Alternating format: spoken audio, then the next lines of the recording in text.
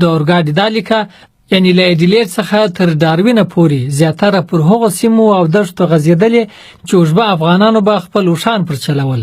زه چې خپله د ریچل او بیرل د لیدو لپاره له ایډیلیډ څخه ایلیس سپرینګز ته په ګان ټرین کې تلم، نو د دې اورګاډي په رستورانت کې مې د ډوډۍ پر مهال له څو نورو مسافرو سره په استرالیا کې د ګان په نامه پر خبرتیا خبرې وکړې.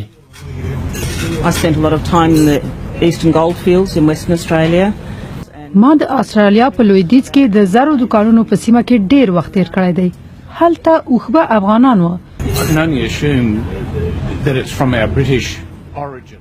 زه فکر کوم چې دا زموږ د برتانوي تاریخ او عادت سره تړاو لري، ځکه تاریخ تل داسې ولیکل سو چې انګریزانو تل برای ترلاسه کړی دی او دا نور خلک له پامه وغورځول سول، خو زیاتره لاسته راوړنې د منځنیو خلکو وي چې هغه افغانان وو.